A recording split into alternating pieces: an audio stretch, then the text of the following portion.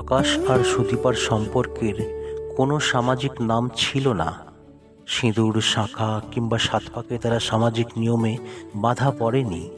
অথচ একে অপরের চোখে চোখ রাখলেই মনে হতো বহু জন্মের অদৃশ্য কোনো গাঁটছড়া তাদের হৃদয়কে এক সুতোয় বেঁধে রেখেছে।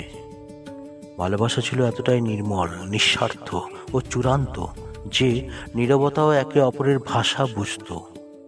দুজনে মিলে স্বপ্ন দেখেছিল একটি ছোট্ট সংসার, ঝুল বারান্দায় মুখোমুখি দুটি চেয়ারে বসে অজানা কত গল্প, আর একসঙ্গে হাত ধরে বার্ধক্যের দিকে হেঁটে যাওয়ার এক অনন্ত প্রতিশ্রুতি।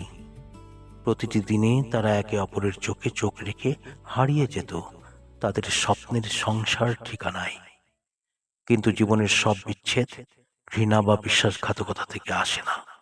কিছু বিচ্ছেদ জন্মায় অপ্রাপ্তির দীর্ঘশ্বাসে, কিছু অব্যক্ত অভিমানের ভারে।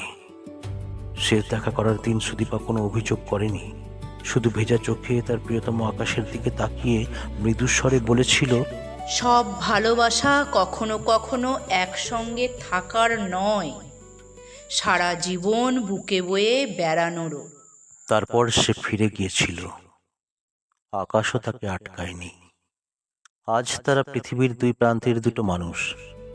তবু পূর্ণিমার আলো, হঠাৎ নেমে আসা বৃষ্টি কিংবা কোনো পরিচিত গানের সুর নিঃশব্দে ফিরিয়ে আনে তাদের স্মৃতিমুখর দিনগুলো।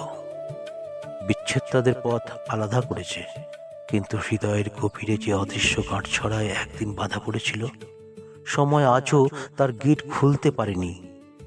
আজ সুদীপা অস্ফুটে বলে, আমাকে একবার আটকাতে পারতে আকাশ। আর আকাশ আজও নির্জনে অনুভবে ছুঁয়ে দেখে সুদীপার সেই অশ্রু সজল চোখ, অভিমানী ঠোঁট, আদর, আরো কত কি। কিছু অপেক্ষা কখনো শেষ হয় না, তারা শুধু স্মৃতি হয়ে অনন্তকাল ধরে বেঁচে থাকে। কিছু ভালোবাসা মিলনে নয়, বিচ্ছেদেই চিরন্তন হয়ে ওঠে।